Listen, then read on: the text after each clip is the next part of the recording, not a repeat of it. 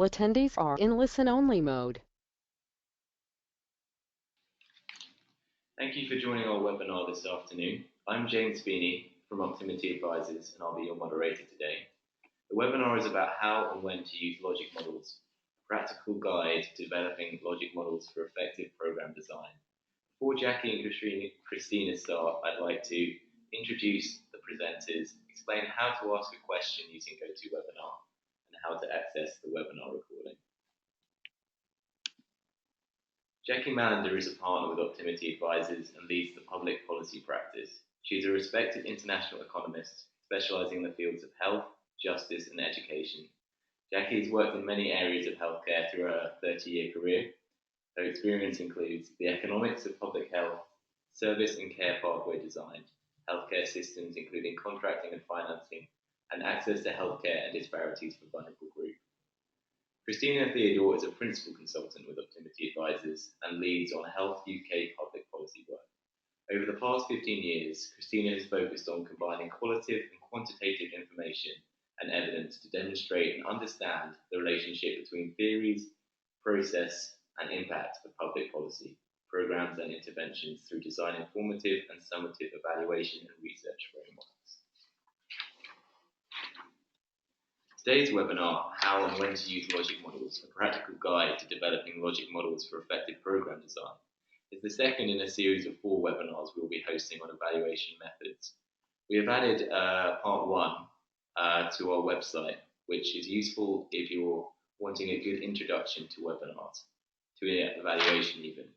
And we've added a 5th webinar due to popular demand, and we'll explain more about that later.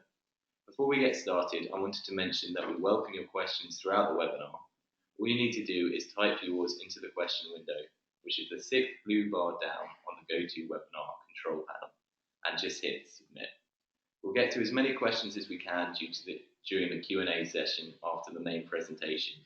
Finally, we're recording today's webinar and we'll post it on the Optimity Advisors website. We'll send you an email once it's up in case you want to watch it again or forward it along. If you joined us for the first webinar, you will not have received the recording yet, but as I mentioned earlier, we'll send this through as soon as it's up. So without further ado, I'd like to hand over to Jackie to start off the webinar presentation. Thank you, James. Welcome, everybody. As James said, this is the second in a series of webinars.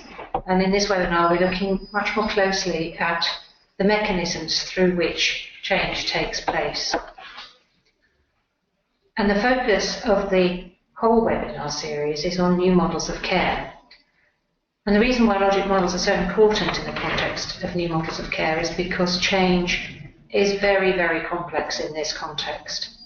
What we're trying to achieve are a series of integrated healthcare systems which meet the individual needs of individual patients, population groups and communities, and which help them to navigate through the system in a clear and efficient way to get the right care, the right place, the right time. In terms of where we are now, many of these new models of care are focused on creating transformational change to local healthcare systems and have objectives of not only improving quality, but reducing cost. And some of this transformational change is incentivized through some new payment systems and new technologies. So a very complex system of interventions, all of which have to happen in the right way to ensure that change is effective. We're going to focus a little on the UK. I know some of you are dialing in from other parts of the world, and I know that you'll share with me in appreciating that this is not just happening in care. New models of care are being implemented throughout the world. And the complex systems are that whilst they vary in terms of each international context, the issues and challenges remain the same. And the requirement for logic models and learning from each other's logic models remains the same. Much of these new models of care require significant upfront investment, and expertise and effort is required planning can be extensive, with the pressure of demonstrating benefits and value for money to secure buy-in, funding, and to facilitate spread and adoption of those models that work. Logic models have a really important role to play in this because they really help those who are designing the programs, monitoring them and evaluating them, to understand really clearly the causation chain. What do we do? What inputs do we use? How do we combine those inputs? And how do we deliver our outputs? And how does that impact on outcomes? Sometimes, looking back, we can see that the new models of care that we've tried to implement haven't actually worked in practice. One of the advantages of a logic model is that you can really get underneath the why. Is that because actually it wasn't a very effective thing to do, i.e., the outputs of the change didn't really have any impact on the outcomes, or the way in which we wanted to combine the inputs hadn't been thought through properly, or did we just not implement it correctly? Was there a key mechanism missing? Again, logic models can really help you understand this and help you minimize the risk of this mechanism being missed. It helps to build assurance into our programs, and it helps to bring understanding to our evaluations. What we're going to cover in this session is what a logic model is, why you should use one, how you develop a logic model for a program or an initiative, and how to evaluate a logic model to ensure that change will be effective. So the first of these, what is a logic model and why use one? Well, essentially, a logic model is simply a generic label for the many different ways of displaying how you expect change to unfold, how you expect your program to manifest itself. It can support the work of models of care development and implementation, and it does this by charting the course of the transformation as it evolves. So you can start by thinking in terms of an overall strategy of the program. What is the problem you're trying to solve? And help you to articulate that solution in a common language to all the stakeholders. It could also help you make explicit, and sometimes visually, but certainly systematically, a statement of all the resources and inputs you need, the enablers and barriers, the context within which you're doing the change, and all the conditions that you require to deliver the activities that will bring about the change, and the results you expect to see for the health and social care community and its population. And finally, for those who are trying to actually deliver the new model of care, it helps to identify a roadmap or the steps required to deliver the program, and helps in that way to provide some coherence across a complex array of tasks. So the key components of a logic model include these kinds of terms. There is no universally accepted definition of a perfect logic model, but these are the kinds of things you expect to see.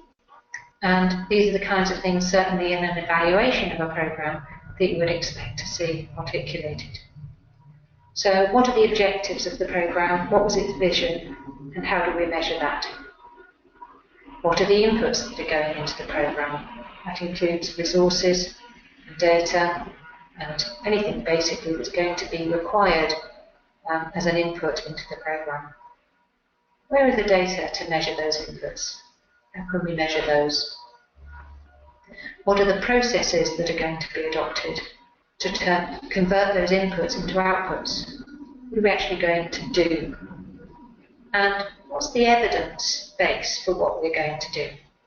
What evidence do we have already that these things are going to make a difference? That other sites, other schemes have tried these and they've worked. And then what are the outputs in terms of the deliverables? How can we measure that we've actually done what we said we were going to do, that we've trained the right number of staff, that we've recruited the right number of new posts, that we've put in place the communication between staff that needs to happen to enable change? How do we measure that we're doing that? What do we expect to happen, and when do we expect it to happen? Now, all of these factors are probably in control of the program. You know what you want to achieve, you've got a set of inputs, you have a set of processes, and you can measure it using a set of outputs. What we're really interested in is what impact does that have in terms of outcomes. So how does this change behaviour? How does this improve quality? How does this improve the problem that we're actually trying to solve? Those are the things that your program can influence. There's often lots of other things going on that influence those. At the same time, quite often governments impose several programs all at once, all of which impact on exactly the same outcomes that your intervention is targeted to improve. So at best you can influence those outcomes, but how are we going to measure those? And how are we going to measure the specific contribution of this model of care as compared to all the other things that are going on? And then finally, what's the longer term impact? How does this affect the whole system over a longer term? And what impacts can we expect to see as a result of these changes in behaviour? So our service is going to be, different types of service is going to be needed in the longer term in recognition of the different epidemiology we might see having implemented new models of care. Evaluation sits underneath all this, and also a very important component is context and external factors. I mentioned earlier on, sometimes governments introduce parallel programs. It's very difficult to attribute your intervention to another one.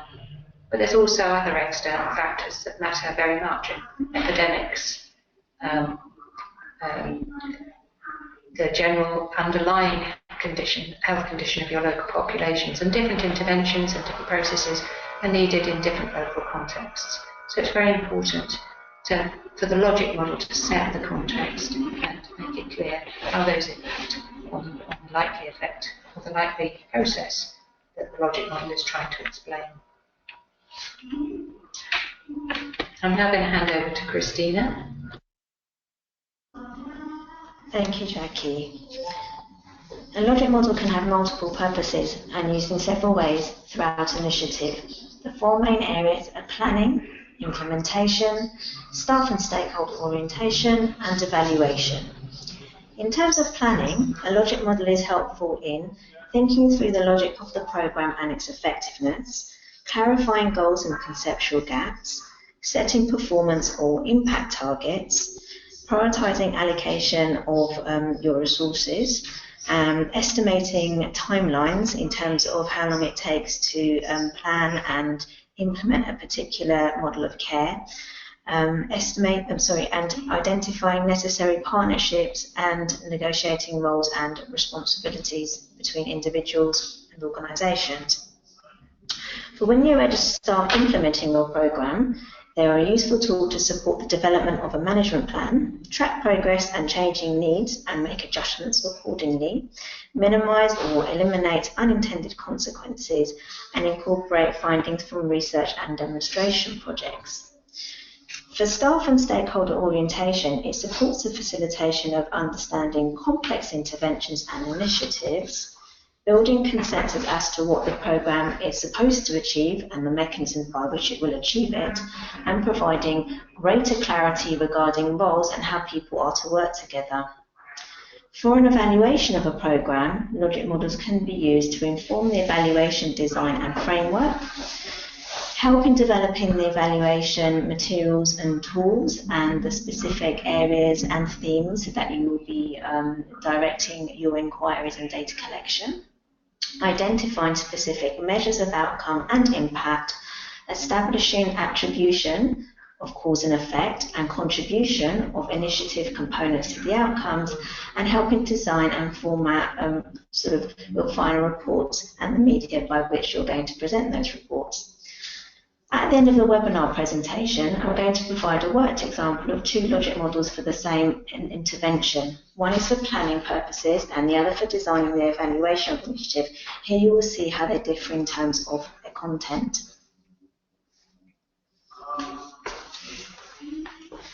Some models of care are rather complex, example, whole system change, and therefore require the creation of a family of related models or nested models, each capturing a different level of detail.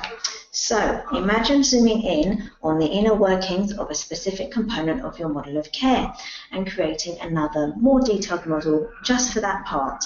For a complex initiative, you may choose to develop an entire family of such models that display how each part of the effort works, as well as how all the parts fit together. In the end, you may have some or all of the following family of models that I'm about to describe, each one differing in scope. In terms of a macro model, imagine the view from outer space. As you look at Earth, you can see all the detail. You can't see all the detail. However, using this model, you can produce an overall major roadmap and indicate the major pathways of change and the full spectrum of effects. This could be developed to provide an overview of a whole system change initiative. This view helps answer questions such as, do the activities follow a single pathway or are there separate pathways that converge down the line? How far does the chain of effects go? How do our program activities align with those of other organizations? What other factors might influence the effect that we hope to achieve? Where can we anticipate feedback loops and in what direction will they travel? Are there significant time delays between any of the connections? Then you have the meso model. Again, imagine the view from a mountaintop. This closer view focuses on specific components or sets of components. Yet, it is still broad enough to describe the infrastructure, the activities, and full sequence of effects. This could be developed to provide an overview of a care pathway within a whole system. This view answers the same questions as the view from outer space, but with respect to just the selected components. Finally, we have the micro model, the you are here view. This view expands on a particular part of a care pathway, such as a primary care intervention, and can indicate the roles of different stakeholders, staff or agencies in a coalition and functions that relate to this and specific clinical and non-clinical activities. It is a specific model that outlines routine, processes and anticipated effects. This is the view that you might need to understand quality and safety issues within an intervention. There are a number of advantages and disadvantages of logic models. Here I'm going to summarise a few with specific reference for when we're using them for the purpose of evaluation. Using a logic model holds evaluators accountable for looking at both the intervention process and its outcomes, while also revealing data needs. In the absence of a logic model, evaluators may be tempted to design data collection systems that largely focus, if not solely, on outcomes, neglecting implementation analysis that measure the processes and immediate outcomes needed to achieve these outcomes, or not fully accounting for the context in which the intervention takes place. They also provide coherence across multiple, often interdependent components and help evaluators balance brevity and complexity in data collection and analysis. In terms of limitations, logic models aim for simplicity rather than accurately capturing every detail of an intervention. In addition, establishing appropriate boundaries on logic models can be difficult. This is especially true when trying to maintain simplicity in the graphic illustration. Some mistakenly consider logic models static, missing the evolving nature of interventions when implemented, and it's very important from implementers and evaluators alike to regularly review and update logic models to ensure that they reflect innovation and current conceptions of the intervention. Logic models are sometimes used too rigidly, which can stifle innovation thinking and adaptive management. Finally, a logic model is just one of many tools needed in a strong evaluation. Logic models alone do not establish causality, although they're extremely useful and complementary tool that some evaluators overlook. I'm now going to hand you back to Jackie to talk through how you will develop a logic model.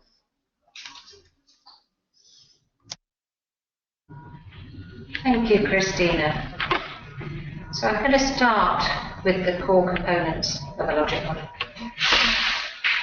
So I mentioned earlier on that key features of a logic model you might see are objectives, inputs, processes, outputs, outcomes and impact. So let's start with objectives. Essentially, these are the broad statements that describe the overall aims that the programme is trying to achieve. It addresses the vision of the programme and the social health needs of the programme target. Now, at a macro level, that's fairly obvious, but it's really important that you also have objectives for your meso and micro logic models that truly reflect the elements of the programme that are nested within the overall programme design. The next element, of course, is inputs. These really are the resources that go into a programme. It might include things like staff time, materials, money, equipment, facilities, volunteer time. You might also want to include constraints, such as regulations, funding gaps, all of which are barriers to the objectives. It's really important that you describe the inputs comprehensively. So you should include those inputs even where you haven't got to pay for them directly. So if you're redeploying staff to change what they're doing in terms of working on one thing rather than another, that should be described. So if somebody you're already paying is going to use half their time on this logic model, you need to be clear this is also included in new models. We need to understand exactly what's gone in to make this change happen. The second important point to note about inputs is you're really looking at the delta, what I call the delta, the difference. What's going to change? It doesn't need to describe everything you're doing now. It needs to describe how what's going to change to deliver what you're doing differently. And that feeds through also to the next element, which is the processes. And these are basically the activities and participation, active verbs, as we call it, actions that you're taking that combine the inputs to deliver a set of outputs. So this might include things like developing products, providing a service, engaging in advocacy, building infrastructure. It's the actions that you're taking. Outputs are the measurable, tangible, and direct products or results of these program activities. And they lead, the idea is that these outputs lead to desired outcomes. So, as I said before, the number of program participants, the hours of service provided, the number of focus groups held, the number of policy briefings conducted, the number of users of the new health information exchange that you have implemented. Those are the kinds of things you might see as outputs. And in actual fact, if you look at some of the pricing and the payment and reimbursement and new contracts that sit on top of some of these new models of care, you'll see that some contracts, at least in the early years, reward the delivery of these outputs.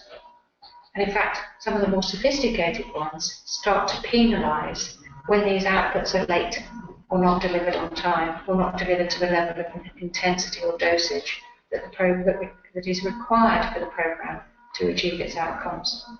So when we talk about outcome-based contracting, often they include payments for outputs because that's a good indicator of how much progress is being made by those who are delivering the change.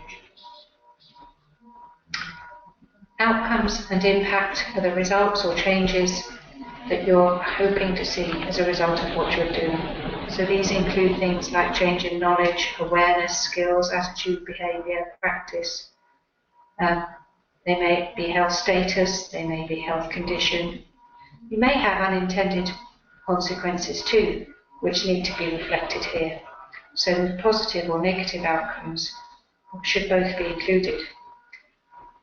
So for some of you who've looked at some of the new models of care in the USA, particularly the new payment programs, you'll have heard terms like care stinting and care shunting. And this is where, under the new models of care program, there's a risk that those delivering the new models of care will restrict access to only those population who are going to help them actually deliver outcomes that are being paid for. It's really important to measure that care stinting and care shunting in order to ensure that those unintended consequences are picked up as well as the positive ones. Outcomes essentially are changes that occur or the difference that is made for individuals, groups, families, organisations, systems, or communities during or after the programme. I mentioned earlier on that if you get your logic model right, it can really help with the programme plan. And that's the plan that you put in place to deliver the change, or the plan we're evaluating, the plan that you did put in place to deliver the plan. Transforming healthcare and delivering integrated care has been on the agenda for probably as long as I've been working. We now are privileged to have quite a few evaluations done, which enable us to understand what makes these programs work. So, taking learning from those evaluations, we are able to think about the 4 core pillars, if you like, of new models of care, which we would expect to see implemented for the programme to work. So we have here 4 pillars being people, which is all about patient-centred behaviours, communication, activation, how people work together, force, process, which is all about the operational protocols, how you deliver new models of care, all the things that you need to put in place to operationalise it. Technology, huge enabler. In my lifetime, this has been the revolution.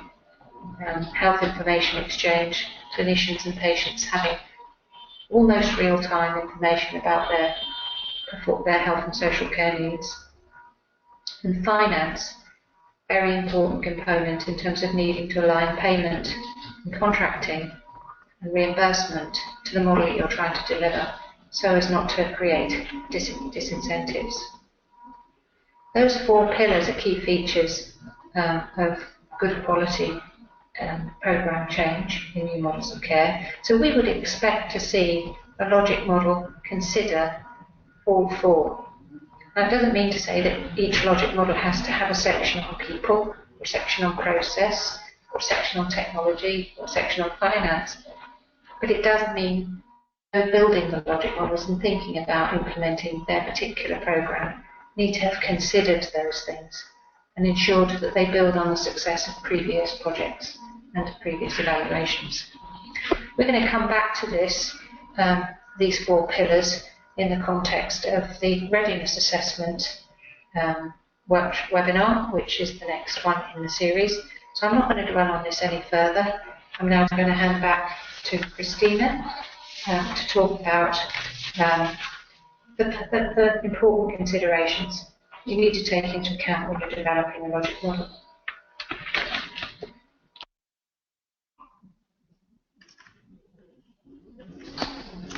Before getting started, there are a number of key things to consider as part of the preparatory work for logic model design and development. It is particularly important to determine the purpose of a logic model, who will use it, and for what purpose. The content would vary depending on whether it's for planning, implementation, stakeholder orientation, or for the purpose of an evaluation. We also need to consider the view you're representing in the logic model with regards to macro, meso, and micro. For example, a commission is going to find it helpful if the logic model zooms in on the specific intervention or care pathway they are funding, whereas for a program director, they would want to see the macro view so they can have a clear understanding of the overall picture and different work areas within the program and how they are related to each other. Then you need to determine the problem or situation that the program is trying to solve. You need to ask yourself, why does the problem or situation exist? For whom does it exist? Who has a stake in the problem, and what can be changed? You need to be clear on the expected outcomes and benefits of the program and how they relate to the overall aims and objectives. You need to identify the different stakeholder groups and how they learn, behave, their motivations, so you can identify which activities and processes are required. It's also important to assess the external environment and overall context in which the program will operate. This is so you're able to identify the protective factors and risk factors for your program. And also, you need to assess the knowledge base, so you know what information you need to get across in your logic model and what things you need to consider as part of your inputs. Once you've undertaken the planning phase in terms of what you need to consider, you're ready to construct your logic model, and there are two main development strategies which are usually combined to achieve this. The first one is called forward logic, whereby you're moving forward from the activities through the logic model. This strategy helps to explore the rationale for activities that are proposed or currently underway. It is driven by why questions or if-then thinking. This helps you think through, why do we need a particular process or activity, and what are we expected to see as an outcome of implementing it? Once you've developed a draft logic model based on forward logic strategy, you need to use reverse logic, whereby you're moving backwards from the effects. This begins with the end in mind, for example, the intended impact. It starts with a clearly identified value, a change that you are working to see occur. And it asks a series of but how questions. This helps you think through how a change will be made to achieve the anticipated effects. Once you've constructed the logic model, you should review and assess its effects in terms of thinking about the goals of the program and assessing the approaches proposed are fit for purpose. You need to also try to establish links between outcomes and activities to explain how and why the desired change is expected to come about.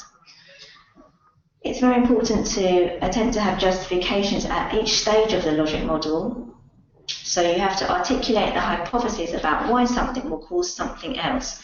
That relates to cause and effect. And finally, it's also important to identify indicators in order to know how well a precondition needs to be met in order to get to the next goal or step within the logic model. I'm now going to put up this is a worked example of an initiative in terms of two logic models. The one logic model running down the left-hand side is for planning an initiative, and then this is mirrored by a second logic model on the right-hand side, which is for evaluating the same initiative. This is an example of a dance-based intervention for young adults with early diagnosis of psychosis. The intervention is aimed at improving young adult interpersonal skills, confidence, and raise motivation, energy, and optimism. Ultimately, the end goal is to help young people to return to and effectively engage in education and or employment. I'll just leave the slide up for a moment so you can take a look at the differences between the logic models for planning and that for evaluation and how they map onto each other.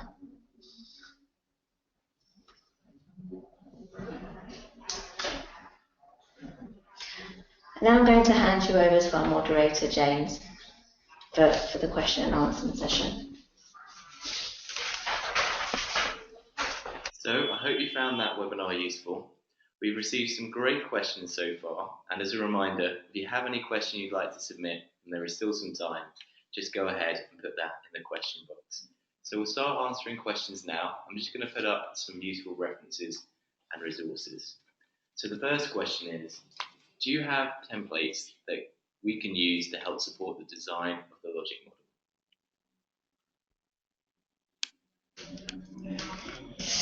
Yes, we do, and we'll be happy to share them with you. There are many different types of templates and ways in which you can present logic models, and if you drop us an email, we will send them across to you so you can take a look. Okay, and the next question is, will you be sharing the slides? Yes, we will be sharing the slides. We should have mentioned that earlier. And the next question is, do you have any tips on how to keep logic models up to date? Thank you, James. One of the webinars that we're going to do in a few weeks' time is called Rapid Cycle Evaluation. This is really about doing what we call, using technology language, sprints. You're translating ambition through design, through implementation, through improvement. How do you sprint through those processes on a regular basis? That webinar will really address the issue of revisiting the logic model. What is really important is a periodic reassessment of what's happening on the ground. Often what happens with a really good implementation is that people are continuously improving and refining the logic model. It's like a live document. And the logic model itself is kind of struggling to keep up. So we would recommend, I guess, depending on the programme, probably a quarterly review of the logic model, just where you get all the relevant stakeholders together. This is what we're still doing. Have we changed things? Have we added things? Have we found things that we need to take out? Have we hit barriers on resources because people are doing things differently? Do we have to go and get some more money? These are the sorts of questions you'd be wanting to ask in those periodic reviews. I hope that addresses that question, James. Okay, thanks very much, Jackie. And the next question is, how do you engage stakeholders in the logic model? Thank you, James. I'll take that question. Yes, as Jackie said, at the quarterly review of the logic model, this is the exact point in which you should be engaging with your stakeholders. A workshop forum is quite valuable as a way to review the logic model on a regular basis with the key stakeholders. This can be at the planning level, so involving stakeholders who are there to design the policy, but should also and always involve frontline staff, so people who are living with it and working with it are involved. Personally, I'd always like to see some sort of user representation, because for these new models of care, this is what is crucial. It's all about the service users and ensuring that they're engaged in this process. They need to be engaged in the process in terms of design and monitoring, and obviously as individuals receiving services specific to them. So some sort of user involvement in these workshops is really valuable. Back to James. Thanks, Christina. So the next question is, what would you do if you were asked to evaluate a program that doesn't already have a logic model? Okay, so that's quite often the case. And I guess what we do is we start with the logic model. I mean, there are loads of times where we've had to come in to undertake an evaluation where there are no logic models. Ideally, it'd be great if people had developed a logic model as part of their planning, but it doesn't always happen. It is a thing that evaluators tend to impose. But they are so valuable, and they're so valuable in terms of helping to implement a program. That said, there are many things for people to do when they're implementing a program. It doesn't really matter if it happens after it's started, but if you articulate what it is you are doing in the form of a logic model, it can help you to identify gaps, as I said earlier on. And updating the logic model as part of rapid cycle evaluation is also really important. So sometimes they thank the evaluators, because you go in as an evaluator, you do help them do their logic model, because that's then the framework you're going to use for the evaluation. And they say, oh, now we've worked through that with you, we can see that we need to make a change in what we're doing on the ground. So yeah, there's been quite a few times when that's happened. For a summative evaluation, where we're brought in right at the very end, of course that's pretty risky, because we go in and ask for the logic model and they haven't got one, and then we work it through and they realise that the reason that they haven't managed to achieve any of their objectives is, or even achieved some of their outputs, is because key mechanisms are missing. That doesn't always happen, because a lot of the logic model is just about common sense. But certainly we have had experiences where we've gone in to do summative evaluation, we found that the program hasn't been effective, and it's not because there isn't a link between the activity and the outcome that was generated an effect. It's simply that they missed key mechanisms through which the intervention would work. Years ago we did an evaluation. We came in quite early. It wasn't a summative evaluation at the very end, but it was quite early on, and I use this example quite a lot. And it was in the context of a new diagnostic test, and basically all the protocols had been put in place for the test to be administered, but the key issue about the test was the communication of the test result, and that was the key mechanism that hadn't been implemented.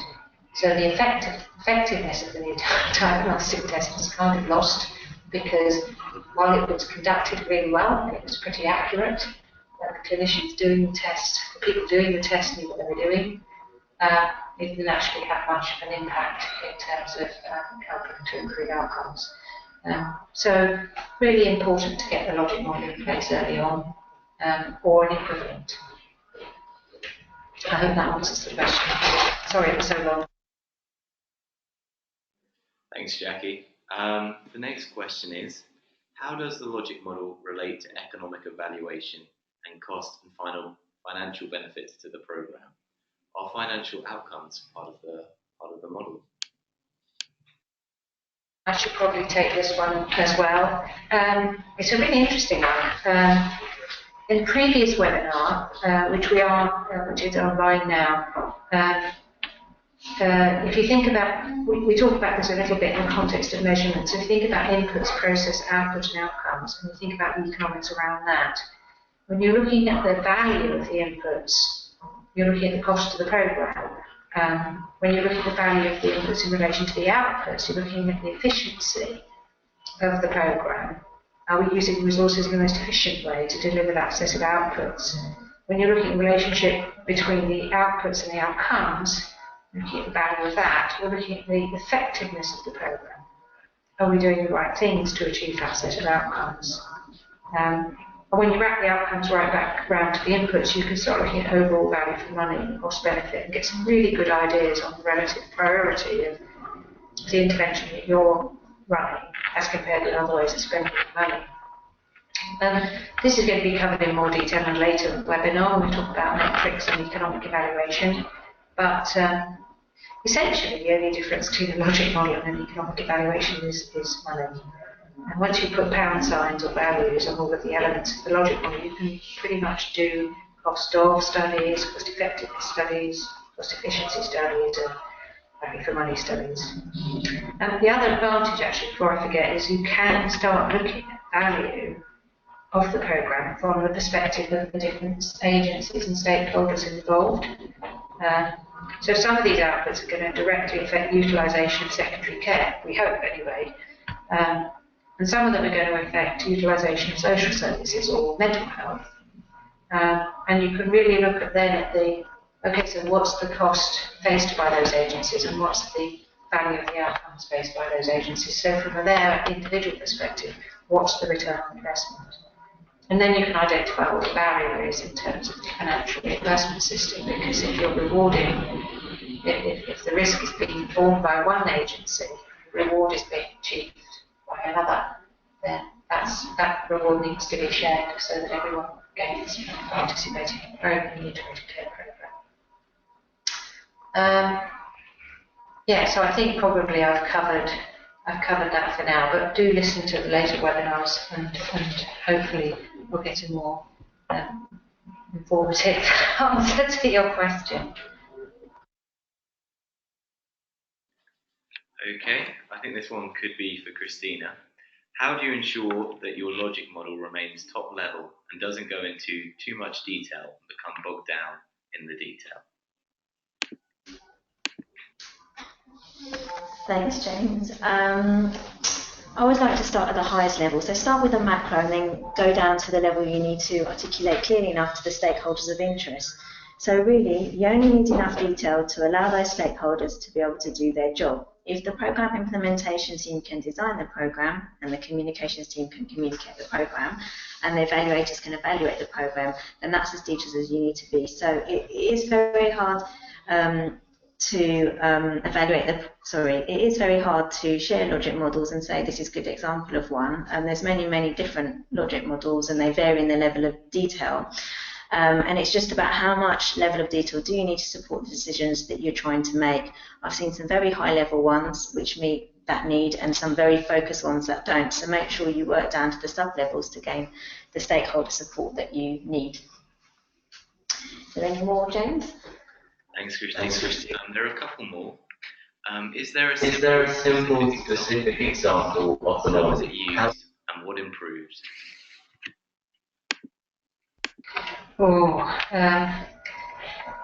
It's quite hard because logic models come in different forms and models of care are quite complicated.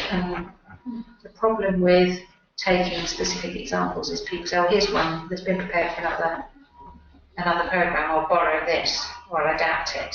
That's not really the purpose. It's supposed to be a decision-making tool. It's supposed to help you work through it yourself. So yeah, it's a hard question. There are some good examples around which show what it can look like. On our references and useful resources that you've got in front of you, If you scroll down and have a look at the AHRQ website, a guide to real-world evaluations of primary care interventions, there's some really good logic models of primary care medical homes, which are not too dissimilar to multi-specialty community provider models here in the UK. So I would encourage you to go and have a look at those. There are others on the links that we've put up, so do have a look at those. I guess though I would not encourage you to rely too heavily on examples of other people's logic models, because it really is supposed to be a tool for you. So yeah, try and think innovatively. Okay, I think we have time for just one more question. The question is, can this model also help with knowledge transfer when fully developed? Okay, I'll take that one. Yes, the logic model should document clearly what the intervention of the model of care is, and so this should enable people to understand what they're doing. So it can be used for staff and stakeholder orientation. It should be easily understood by other people and shared in a graphical way, and not rather than have lots of words, that people can really get the overview of what's going on in the programme and clearly see the change. It should definitely help with knowledge transfer between stakeholders who haven't been sort of at the beginning of the planning phase. And so people should be able to come in at different stages of the programme and look at that logic model and say, yeah, you know what, I get it, I understand that the change that you're trying to make and the overall impact that you're trying to achieve. So, James, I think there's any more questions, or are we done with the last one? Thanks very much for that, Christina. I'm afraid we have run out of time. If we didn't get to your question, then feel free to drop us an email and we will follow you up directly. So I'll just quickly introduce our third webinar. This webinar will focus on how to assess readiness for new models of care. And please be aware that we've added a fifth webinar entitled How to Design a Minimum Data Set, because we've had quite a few requests for this webinar, so we're going to add it on. Thanks very much for watching, and hope to see you next time.